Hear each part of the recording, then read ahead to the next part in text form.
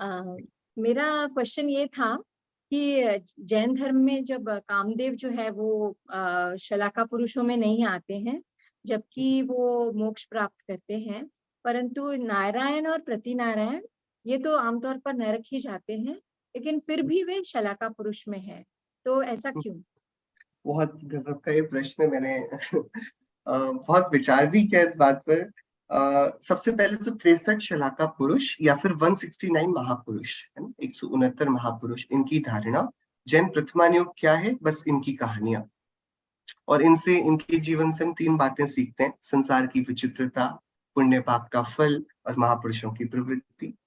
कि संसार कितना विचित्र है कि हम तो सोच रहे थे कि हमारे साथ कुछ बुरा नहीं होगा, और यहाँ चक्रवर्तियों के साथ क्या हो जाता, उनको कोढ़ निकल कर आ गया।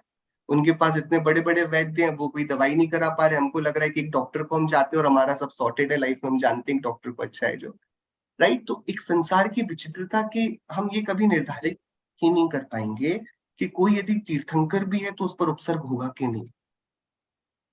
मतलब कर्म कितना निर्दयी है वो, उसमें कोई वीआईपी कल्चर नहीं चलता है कि ठीक है ये थोड़ा एक्सेप्शन हो जाएगा, हम इन पर थोड़ा, इनको चलो कोई बात नहीं, इनको अनदेखा कर देते हैं। तो एक तो ये संसार की विचित्रता। दूसरा, पुण्य पाप का फल। हमको लगता है मैं आज कुछ अच्छा करूंगा तो कल मेरे साथ सब अच्छा हो, जबकि इट्स पुण्य पाप की सीरीज। क्योंकि नियम है कि मैं यदि अच्छे परिणाम कर रहा हूं, शुभ परिणाम, तो नियम से मैं सिर्फ अंतर्मूल तक कर पाऊंगा, और उसके बाद नियम से या तो मैं शुद्ध परिणाम करूं जैसा मुनिराज कर लेते हैं, या फिर मुझे नियम से फॉल होना पड़ेगा अशुभ परिणाम पर। तो देखो हमारे परिणामों की क्या सीरीज बन रही है। थोड़े टाइम हमने अच्छे परिणाम किए, थोड़े, कितना भी बड़ा पापी क्यों ना हो, बेचारा नहीं सकता, उसे काम करने ही पड़ेंगे। कितना ही बड़ा पुण्यात्मा क्यों ना हो, यह शुद्धता का अभ्यास नहीं करा है, तो होने ही वाला है कि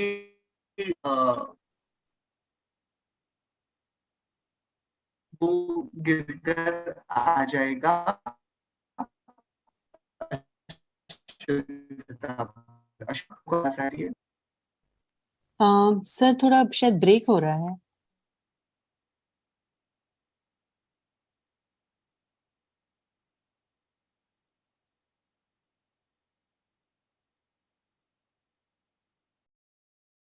सॉरी, आप लोगों को आवाज आ रही है? हाँ, मैं वापस जी रिपीट सर। करता हूँ, थोड़ा सा मिस हो जी गया सर। होगा। हाँ, क्या क्या बोल रहे हैं हम? सबसे पहली बात ये कि कितना ही अच्छा धर्मात्मा क्यों ना हो, यदि वह शुद्धोपयोग का अभ्यास नहीं कर रहा है, अंतर्मुहूर्त में नियम से उसके पाप परिणाम होंगे। नो मैटर कितनी मंद कषाय है, कितने बड़े नियम है, व्रत है, दिस इज रूल। यदि कितना ही बड़ा पापी है, नो मैटर कितनी क्रूर उसकी कषाय है तीव्र, नियम से अंतर्मुहूर्त में वो अच्छे परिणाम, मतलब मंद कषाय के परिणाम करेगी। यदि ऐसा ना हो तो निगोद से हम जो निकल कर आए ना, हमारे पास ऑप्शन ही नहीं होता। हम निगोद से निकलने के लिए क्या करते, बताइए आप? मंदिर के निगोदिया जीव जल्दी निगोद से निकलते होंगे कि जंगल वाले निगोदिया जीव? निगोदिया जीव जो आसपास रिद्धिधारी मुनिराजों के, उनको जल्दी से निकल जाना होता होगा, कि जो पापियों के आसपास होते होंगे वो निगोदिया जीव। कि एक्सटर्नल तो उनके पास कोई भी इंफ्लुएंस नहीं है, आप उनको नमोकारमन सुनाओगे तो निकल जाएंगे क्या वो? कह रहे उनकी एक इंद्रिय है, इतना सा जीवन है, वो कैसे? तो फिर उनको यदि बाहर निकलना है तो ऊंची गति बांधने के लिए तो अच्छे परिणाम चाहिए। तो उनको कौन बताएगा कि अरे तुम इतने तीव्र संश्लेष परिणाम मत करो, अच्छा परिणाम करो? कौन बताएगा? कि बहुत अच्छी फैसिलिटी है, ऑटोमेशन पर है। कोई लगातार पाप नहीं कर सकता, कोई लगातार पुण्य नहीं कर सकता। धर्म को निरंतर किया जा सकता है। धर्म क्योंकि स्वभाव है, धर्म पर अपनी चलती है, वो हमारी अथॉरिटी है। मैं धर्मी हूं, धर्म मेरा अधिकार है। लेकिन पुण्य और पाप ये औदैहिक परिणाम है, इस पे कर्म की उदय की चलती है। This I can not do, right. इसमें मेरा सिर्फ इतना है इन्फ्लुएंस कि मैं अपने पे फोकस नहीं कर रहा हूं, तो बाहर जो दिख रहा है, जैसे बच्चा है, उसको खुद का नहीं पता है, तो उसको इधर से किसी ने थोड़ा झुंझुना बजाया तो वहां दिखने लगा, किसी ने दूसरे के ताली बजाई तो वहां दिखने लगा। बच्चे का खुद का कुछ निर्णय नहीं है, उसको जो दिख रहा है वो वहां जा रहा है। किसी ने आग दिखा दी तो रोने लगा, किसी ने टॉफी दिखाई तो हंसने लगा। ये हमारी स्थिति है। जब तक हम स्वरूप को नहीं जानते, हम इसे बोलते कर्म चेतना और कर्म फल चेतना।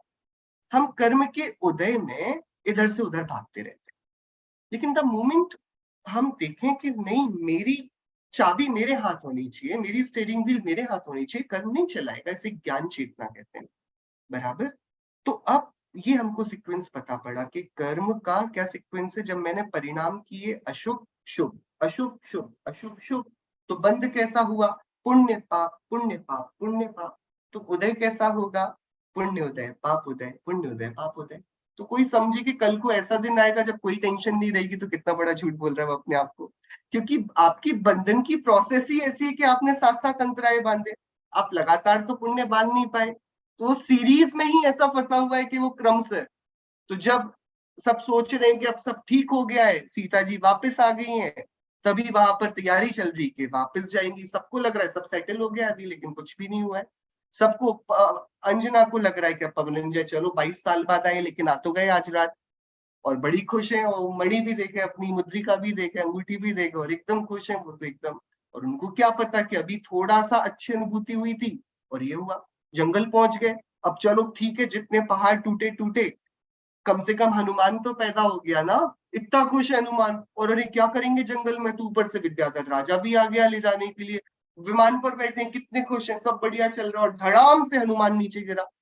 अब बेहोश हो गए, मूर्छित हो गए, कि एक के बाद एक कुछ ना कुछ लगे ही है ना, क्या करेंगे। तो ये सीरीज है, सबके साथ है। तो ये क्या, पुण्य पाप का फल। और इसमें अब जो डिफाइन करेगा हमारा कैरेक्टर है, वो है महापुरुषों की प्रवृत्ति। संसार विचित्र है, पुण्य पाप का फल लगातार लगा हुआ है। ऐसे में महापुरुष क्या करते हैं, what differentiates our response to the stimulus. हम बाहरी उदय में कैसा जवाब दे रहे हैं। तो प्रथमान युग की 3 बातें। बराबर। अब देखिए, प्रथमान युग में इसलिए ऑटोमेटिकली अधिकार हो जाएगा कर्म का, है ना। वहां पर बताएंगे कर्म को जीतकर मुक्ति प्राप्त करी, लेकिन चर्चा होगी उनकी जिनके जीवन में एक्सट्रीम कर्म की पॉसिबिलिटीज बनी। तो ऐसे बहुत राजा होंगे जिन्होंने सरल जीवन जिया, लेकिन हमें पांडवी याद आ रहे हैं क्योंकि महाभारत तो उनके टाइम ही हुआ। हमें राम सीता ही याद आ रहे हैं क्योंकि रावण तो वहीं आया। बाकी बहुत राजा हुए होंगे जो प्रभावशाली, मतलब वो राजा अच्छा है ना जिसके जीवन में कोई युद्ध नहीं हुआ, जिसने बहुत प्रेम से प्रजा का ख्याल रखा। कौन सा राजा अच्छा है कि जो लड़ते ही रहा वो अच्छा है। तो लेकिन ऐसे राजाओं की आप कहानी नहीं सुनोगे, और कहानी सुना भी थी वो लोग, अरे ये क्या कहानी हुई, कुछ हुआ ही नहीं इसमें, तो कोई मसाले ही नहीं है उसमें, राइट। तो सरल जीवन तो उनका है सच में तो, लेकिन हम हमेशा एक्सट्रीम्स को देखते हैं। तो अब एक्सट्रीम जो प्रिपोजिशंस बनते हैं वो 63 लोगों के जीवन में बनते हैं, इसलिए ये सब कहलाते हैं पुण्य पुरुष। आचार्य कुंकुन देव ने पंचाशी का संग्रह ग्रंथ के आखिरी में जब वो मुनिराजों को संबोधन दे रहे थे ना, तो उन्होंने बोला देखो, अरिहंत सिद्ध चैत्य साधु, इन सब की जो भक्ति है, इस भक्ति से बहुत पुण्य बनता है, बहुत पुण्य बनता है। और उससे पहले तो देवत्व में इंद्र प्रतिन्द्र बनते हैं, और यहाँ पर चक्रवर्ती नारायण प्रति नारायण बनते हैं। किसकी यहाँ पर फोकस क्या है, फोकस क्या है, पुण्य। वी आर टॉकिंग अबाउट पुण्य। हम पुण्य के उपार्जन की बात कर रहे हैं, पुण्य के निर्जरा की बात नहीं कर रहे हैं। कौन पुण्यशाली है, कि लोक में पुण्यशाली प्रधान पुरुष 63 है। बराबर। कौन कौन है, सबसे पहले तीर्थंकर भगवान 24, जो नियम से राजकुलीन होते हैं और नियम से मोक्ष में जाते हैं। ये तो एकदम प्रधान हो गए। अब इनके अलावा जो है ना, वो सब डायनेस्टीज हैं, वो सब राजाओं की लीनिएज है। चक्रवर्ती सबसे ऊपर होता है, उससे छोटे अर्धचक्री नारायण होते हैं। अर्धचक्री भी बनता है, किसी को हराकर वो प्रति नारायण होता है। और अर्धचक्री के ऊपर बैठे होते हैं बलदेव, साथ में मतलब उनके भाई, है ना। ये 27 लोग हो गए। बराबर। ये चक्रवर्ती, नारायण, प्रति नारायण और बलभद्र, तो 27 प्लस 12 और प्लस 24, इस तरीके से हमारी कुछ 63 शलाका पुरुष बन जाते हैं। बराबर। ठीक है। इनमें क्या नियम है, कि नियम से नारायण और प्रति नारायण नियम से नरक जाएंगे। देयर इज नो, उनको वैराग्य होगा ही नहीं, वो कोई ऑप्शन ही नहीं है। तो देखिए, आपको लगता होगा रावण बुरे हैं कि लक्ष्मण अच्छे हैं, लेकिन यदि आप एंड रिजल्ट देखो तो दोनों जाते एक ही जगह रहे हैं। तो how do we even define कौन सही है कौन गलत है, आप बताइए, हाउ डू वी डिफाइन। क्योंकि जिन्होंने युद्ध लड़ा और जो राज्य में मरे, वो सब वो सब तो अंत में जो अपना फल पा रहे हैं वो नरक ही पा रहे हैं। बराबर। तो अब हम डेफिनेशन जो कर रहे हैं प्रतिमान योग में, इट्स नॉट बेस्ड ऑन कि कोई मोक्ष गया कि नहीं गया। हमारा कोर यहाँ पर इंटेंट है किसको पुण्य के शिखर पर पहुंचाया उसके परिणामों ने। जो सबसे पुण्य पुरुष मतलब जो महातीर्थंकर नाम के महापुण्य का जिनको उदय है वो है तीर्थंकर। इसके बाद जो एक 6 खंड में जो राजाओं में सबसे बड़ा हो सकता है वो चक्रवर्ती, और फिर उनसे हाफ अर्धचक्री और उनके साथ वाले बलभद्र, इनको ही प्राइम पुरुषों में रखते हैं। फिर इसके बाद सेकंड जो इक्वेशन आती है वो हो जाती है रुद्र की, नारद की, तीर्थंकर के गुरु। बड़ी बहुत इंटरेस्टिंग बात है, 169 पुरुषों में जो सबसे पहले बोले तीर्थंकरों, फिर बोला उनके गुरु। और आपको पता है उनके गुरु कौन होते हैं? तीर्थंकरों के गुरु उनके माता और पिता। कितना सुंदर संबोधन है। माता पिता नहीं बोलकर क्या बोला? उनको गुरु बोला। आपने सुना है वो तीर्थंकर जब गर्भ में आते हैं माता को पहले 16 स्वप्न आते हैं। तीर्थंकर की माता भी कैसी होती होगी? भक्तामर में हम पढ़ते हैं जैसे कि सूर्य को उगाने वाली तो एक ही दिशा है, ऐसे तीर्थंकर को जन्म देने वाली तो एक, जैसे वो प्राची है ऐसे तीर्थंकर की माता है। तो ये गुरु मतलब क्या? उत्तम द्रव्य के लिए उत्तम निमित्त चाहिए ना, तो वो सामान्य नहीं होते, वो भी गजब के होते हैं वो गुरु। फिर हमारे पास रुद्र हैं जो नियम से नरकगामी होंगे, नारद भी नियम से नरकगामी होंगे, कामदेव का अपवर्ग है। तो वो बहुत सौंदर्य से, बहुत सुंदर अवयवों से उनका शरीर बनता है। 24 तीर्थंकरों के काल में 24 कामदेव होते हैं। बाहुबली भगवान उनमें से प्रथम थे। ये सब कामदेव बहुत सौंदर्य के साथ साथ आंतरिक सौंदर्य से धनी होते हैं, इसलिए अपवर्ग के पात्र होते हैं। तो है तो प्रधान पुरुष, लेकिन जब हम पुण्य के लेवल पर काउंट करेंगे तो इनसे बहुत ऊपर है चक्रवर्ती, नारायण, पृथ्वीनारायण और बलभद्र। तो शलाका पुरुषों में ये रखा गया। तो शलाका पुरुष इज नॉट समथिंग कि वो मोक्ष जा रहे, जाएंगे अगले भवों में नियम से, क्योंकि सम्यक्त्व के बिना ये पुण्य बांधने की सामर्थ्य नहीं होती। लेकिन अभी तो वो आइडल नहीं बन सकता। आप रावण को आइडल बनाओगे कि लक्ष्मण को? कृष्ण जी को आइडल आप कैसे बनाओगे? कंस को बनाओ, किसको बनाएंगे? जरासंध को बनाएंगे। तो अरे लेकिन वो है तो प्रमाण पुरुषों में कि अरे वो इसलिए क्योंकि ही इज द एग्जाम्पल कि यार रावण जैसा नहीं बनना है हमको, राम जैसा भाई पाकर लक्ष्मण जैसा भी नहीं बनना है हमको, हमें राम जैसा बनना है। हमें इस संसार में ये उपलब्ध पुण्य राशि को भी ठुकराकर स्वरूप के वैभव के पास जाना है। इसलिए जब हम प्रधान पुरुषों की बात करें, पुण्य इज द इंटेंट, नॉट उनका निर्वाण, उनका पुरुषार्थ। ये सिर्फ बेसिक डिस्टिंक्शन है, राइट? और जो हम स्टोरीज पढ़ रहे हैं वो इनकी, क्योंकि उनकी स्टोरीज बहुत इम्पैक्टफुल है। उनको सुनते ही हमको लगता है अरे हम क्या कर रहे हैं। क्या चक्रवर्ती, उन्होंने क्या क्या छोड़कर बताओ अपने गर्भ वाले बच्चे का, वज्रनाभि चक्रवर्ती पार्श्वनाथ भगवान के पूर्व भाव में।